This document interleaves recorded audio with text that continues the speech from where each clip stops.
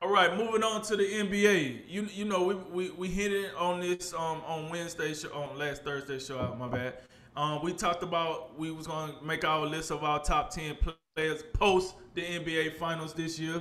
So with that said, you know the list gonna vary for both of us. I think we both got Giannis as number one, so I did let that cat out the bag. So going from there, Jay, who you got after Giannis? Yeah, and just to expand just a little bit more, Giannis. I mean, last 3 years. I mean, what more can you say? We got MVP awards, we got Defensive Player of the Year awards, and now we got the culminating achievement, the NBA Finals MVP awards. So, I mean, the guy's done everything. You got to have some level of admiration for him and the progress he's made since he was drafted, 7, 8 years ago, or whatever it was.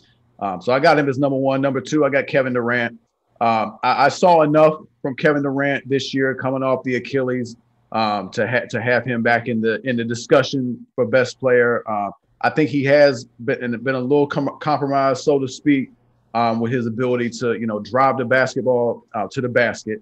But I mean, he's such an elite shooter. His 6'11", 7'6" wingspan. I mean, we saw what he did in the Eastern Conference semifinals, just putting that wounded Brooklyn Net team on his back.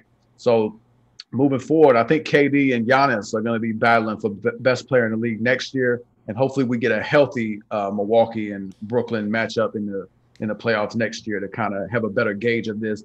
I originally had LeBron at third, but I bumped him down to four. I put Steph at third because I was just so impressed with how Steph played this year without his running mate Klay Thompson. I thought he was spectacular. Didn't quite end up where he wanted to be. He got left out the playoffs, losing in the play-in to the Grizzlies and John Morant. But I thought he played. He had one of his best seasons. Still absolutely elite, shooting the basketball. Still can play make. Didn't show really any signs of slowing down, and was healthy for the most part. So I got him at third. LeBron taking just a little bit of a backseat here at four. I just think moving into the 18th season. We're looking at a situation in LA where I think the Lakers' success is going to be more predicated on Anthony Davis, and I think it's just for LeBron to keep playing. I'm not sure how long he wants to play, but for him to continue playing at a high level, I think he's going to have to take the foot off the gas just a little bit, take a little bit more rest here and there, play in spurts, save a little energy for the fourth quarter, and I think that's just that natural the process of aging has me like just moving him back a little bit on this list, but still much to be respected, and there's no shame at being four on this list with the three guys in front of him. Joel Embiid, I got him at five. I thought he had his best season. He was the most consistent we've seen him, and I really loved the way he persevered through the playoffs, dealing with an MCL injury. He was still their best player, clearly.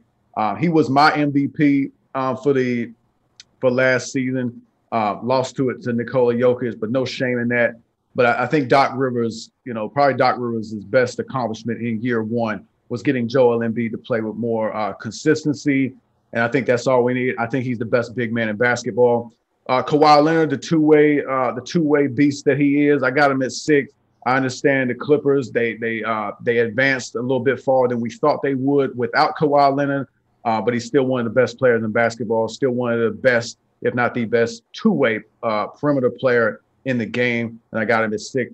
The Joker, the reigning MVP, comes in at seven. It seems a little ridiculous to have him this low when he's coming off the MVP season, but I mean, it's just a hyper competitive list that we're looking at, and but show me some more. The big thing is, and we talked about with Giannis from time to time, like you win an MVP, okay, what now? What can you do now? And Giannis has shown us. He's shown us more. He's gotten better to the point where now he's won an NBA championship. For the Joker to keep moving up, I think he's going to need to show that type of growth, particularly on the defensive end. But if he can do that, and we can see him in the finals, he's going to make his way further up this list. Anthony Davis, still perhaps maybe the most talented big man. The big issue with him is always, the guy's health. Had he not gotten hurt, who knows? Maybe we see the Lakers back in the NBA Finals, but he gets hurt in the first round, and we know that helped Phoenix get on that run that they went on. But nonetheless, still deserving to be in the top 10. James Harden, I got him at ninth. Feel like before this season, you'd have him in the top five pretty easy. But when you look at him now, he's playing a different role in Brooklyn. You know, he's out there, you know, being the distributor, getting everybody involved, got big time assist numbers. But we still know what he can do. You know, when a team needs him to drop 50, he can drop 50 easy. So we know what we saw in the playoffs dealing with the hamstring injury, but certainly still deserving to be on this list. And last but certainly not least, the Dallas Maverick Euro connection, Luka Doncic. Still, you know, that was only his third season, but still getting better and better. The biggest thing we need to see from him is we just need to see some playoff success.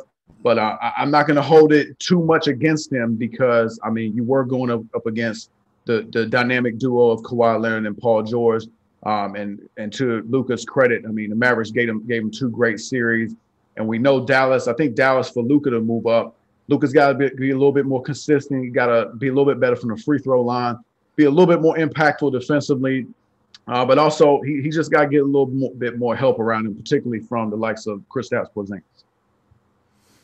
Yeah, man. I like that list, by the way. You know what I'm saying? Mine's a little bit different. I would say same personnel, just in a different order. So I start off by saying my top 5 are guys that have performed the best under the bright lights. And then when I mean by bright lights, we're talking champions here. We're talking NBA Finals MVP here. One, I went with Giannis. We just seen how he performed in the NBA Finals under those lights. Listen, you can give me all the stats you want about what he did up to this point, but we're talking about this point. And he did everything you would want your superstar player to do.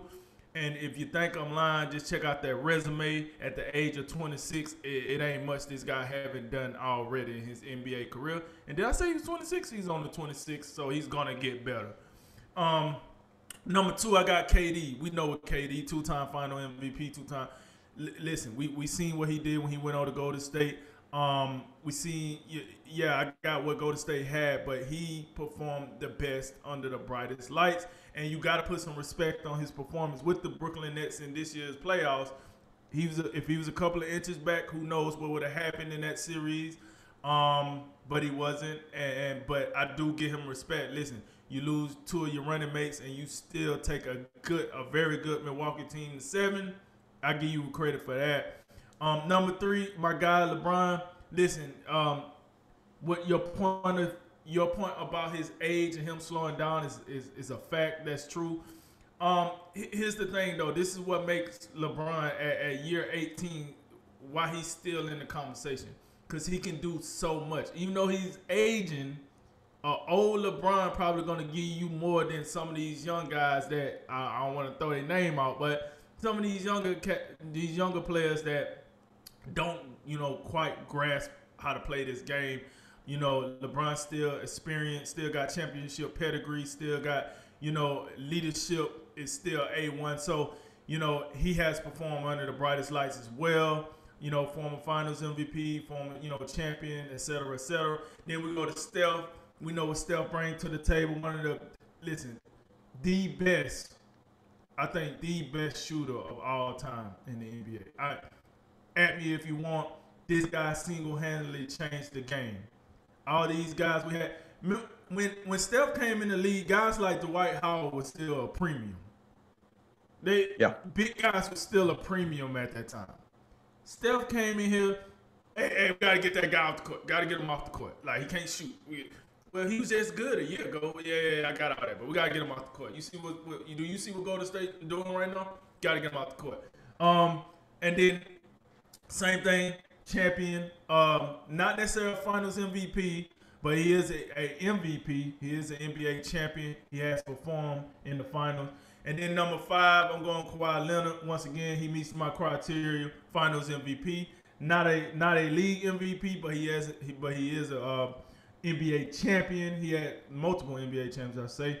And he has performed under those bright lights. Now, 6 through 10 are guys that I look at it, they're either MVPs or they're high level like candidates for MVP, meaning they could finish in the top 3 to 5 of an MVP voting. So with that said, number 6, Jokic, he is the reigning MVP this year. So nothing more to really say. he is the MVP. He do need to work on that defense if the Nuggets gonna ever make it through the West. And then we got Luka. I think you summed him up pretty well. I do think he has the talent and the upside to be an MVP in this league. And if I'm not mistaken, he recently finished in the top 5 either one of these last 2 years. So it's there. James Harden, former MVP, so we know what he brings. For James Harden, we really want to see him, in the finals again, or at least in the conference finals where he's really he's leading this team to success. We have yet to see that, and he hasn't been in the finals since his OKC days. So that's what kind of holds James Harden down for me, but he is a former MVP, so I put some respect on that. Number 9, Joel Embiid. He finished second in the MVP conversation, but I'm going to tell you like this. Joel, you got to figure out between you and the leadership at the 76ers, we got to get out the second round, man. This second round stuff ain't going to cut it. If you want the respect that you think you should garnish, that's just not going to cut it. But he was number 2 in the MVP, so he did meet my criteria for his spot. And then AD, listen, NBA champion, I give him that.